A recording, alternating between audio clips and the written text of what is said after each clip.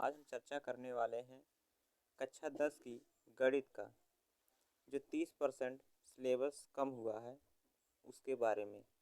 आपको क्या पढ़ना है और क्या नहीं पढ़ना है।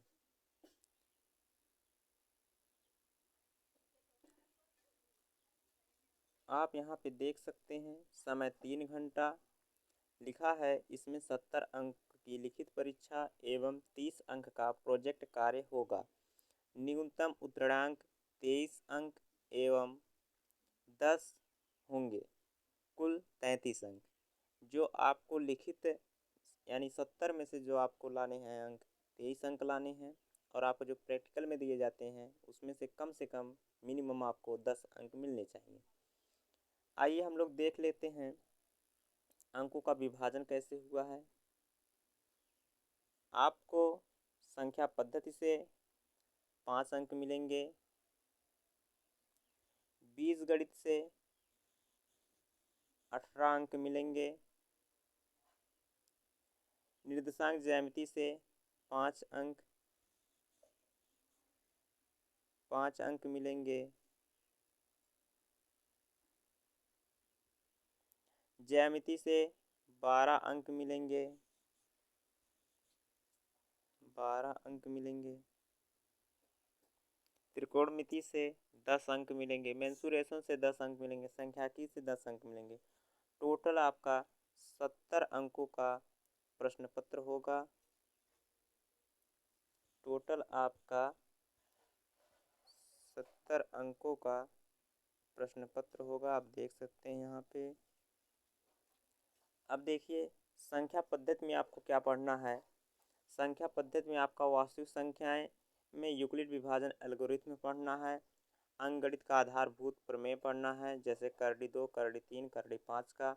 अपरिमेय संख्याओं का सत्यापन, परिमेय संख्याओं का शांत अशांत आवर्ती दशमलव पढ़ना है। बीजगणित में 2 चर वाले रैखिक समीकरण पढ़ना है। रैखिक समीकरणों के हल की जो विधि होती है 3 तरीके से हल किया जाता है, प्रतिस्थापन विधि, विलोपन विधि, वज्र गुणन विधि। आप किसी एक विधि से 2 चरों वाले रैखिक समीकरण को हल करना है। 2 घात समीकरण पढ़ना है।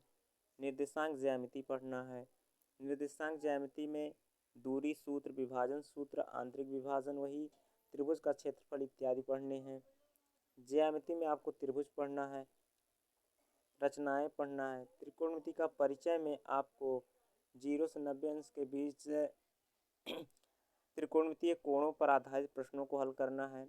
ऊंचाई और दूरी पढ़ना है। मेंसुरेशन में वृत्तों से संबंधित क्षेत्रफल पढ़ना है। पृष्ठीय क्षेत्रफल और आयतन पढ़ना है। सांख्यिकी पढ़ना है। अब हम बात कर लेते हैं क्या आपको नहीं पढ़ना है।